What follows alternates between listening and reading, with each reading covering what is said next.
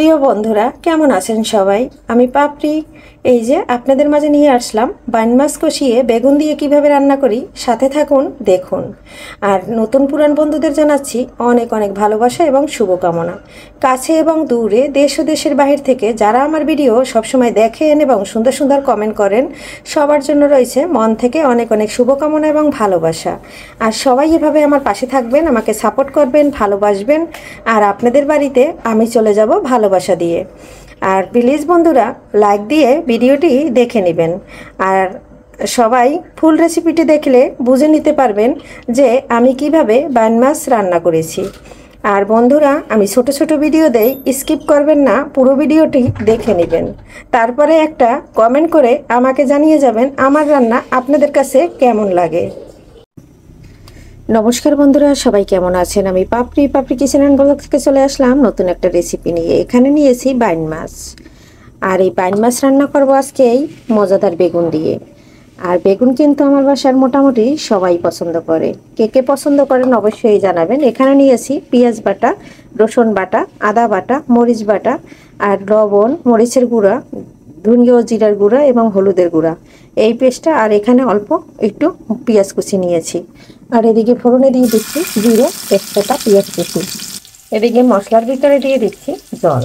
জলটা দিয়ে ভালো করে মশলাটা গলিয়ে নেব। তারপরে কিন্তু এটা আমি রান্না করে ব্যবহার করব। আর এদিকে দেখুন এই যে পেঁয়াজটা একটু ভেজে নিচ্ছি। মাছটা আমি কষিয়ে রান্না করব। পেঁয়াজটা হালকা ভাজা হয়ে গেছে, এখন দিয়ে দিচ্ছি মশলা। মাছ আর মশলাটা একসাথে কষিয়ে নেব। এখানে আমি দিয়ে দিচ্ছি ধুয়ে রাখা মাছ। বন্ধুরা মাছটা দেওয়ার সাথে সাথে কোনোভাবে নাড়া দেওয়া যাবে না। এখন আমি ঢাকনা দিয়ে কষিয়ে নেব 5 মিনিট।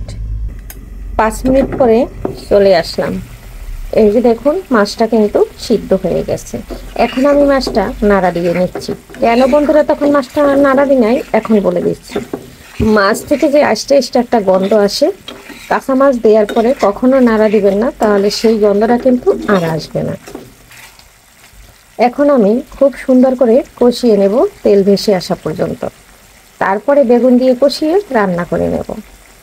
আবারও চলে আসলাম 5 মিনিট পরে। বন্ধুরা তেলটা কিন্তু একদম ছেড়ে দিয়েছে, মাছ মশলা একসাথে কষানো হয়ে গেছে। এই পর্যায়ে বেগুন দিয়ে দেব। এই যে বেগুনটা দিয়ে দিচ্ছি। বেগুনটা দিয়ে একটু নেড়ে ছেড়ে মিশিয়ে দিচ্ছি। বেগুনটা দিয়ে আরও আমি 5 মিনিট কষিয়ে নেব একটা ঢাকনা দিয়ে ঢেকে। নেড়ে ছেড়ে খুব সুন্দর করে মিশিয়ে দিয়েছি। আর এখন কিন্তু আমি আরও 5 মিনিট কষিয়ে নেব, ঢাকনা দিয়ে ঢেকে দিচ্ছি। বন্ধুরা 5 মিনিট পরে ঢাকনাটা সরিয়ে আবারও একটু নেড়ে ছেড়ে দিয়ে এখন আমি এখানে দিয়ে দেব গরম জল। আর এভাবে যদি কষিয়ে রান্না করা হয় মাছ থেকে কিন্তু কোনো প্রকারের গন্ধ আসে না। আর তরকারি খেতে কিন্তু দ্বিগুণ স্বাদ লাগে। তার কারণ মশলাটা যত ভালো করে কষানো হবে তরকারির টেস্ট তত বাড়বে। দেখুন বন্ধুরা তেলটা কিন্তু একদম ছেড়ে দিয়েছে। এই পর্যায়ে কিন্তু আমার কষানো হয়ে গেছে। এখন দিয়ে দেবো গরম জল। আর আমি যেহেতু একটু মাখা মাখা রান্না করব এই জন্য জলের পরিমাণটা একটু কম দিয়েছি, কারণ বেগুন দিয়ে মাখা মাখা মাছটা খেতেই বেশি ভালো লাগবে। এখন আমি একটু নেড়ে চেড়ে মিশিয়ে দিচ্ছি। গরম জল দেওয়ার সাথে সাথে তরকারিটা একদম ফুটে উঠেছে। আর এখন আমি একটু আবারও নেড়ে চেড়ে দিচ্ছি। বেগুনটা কিন্তু সিদ্ধ হয়ে গেছে। আর বেগুন রান্না করতে তো খুবই কম সময় লাগে। বন্ধুরা আমার রান্নাটা কিন্তু হয়ে আসছে। এখন দিয়ে দিচ্ছি জিরার গুঁড়া। বন্ধুরা ভাজা জিরার গুঁড়াটা দিলে খুব সুন্দর একটা ফ্লেভার আসে আর খেতেও কিন্তু দারুণ লাগে। এখন দিয়ে দেবো ধনেপাতা। ধনেপাতা দিয়ে নেড়ে চেড়ে নামিয়ে নেব। রেডি হয়ে গেল বাইন মাছ দিয়ে বেগুন রান্না। এখানে ধনেপাতা কুচিটা দিয়ে দিচ্ছি। শীতের দিন বলে কথা, ধনেপাতা দিলে ভালো লাগে, তবে পরিমাণে কিন্তু আমি বেশি দিই না, কম দেই। আর দিয়ে একটু নেড়ে ছেড়ে নিচ্ছি। বন্ধুরা অফ ক্যামেরায় নামিয়ে নিয়েছি।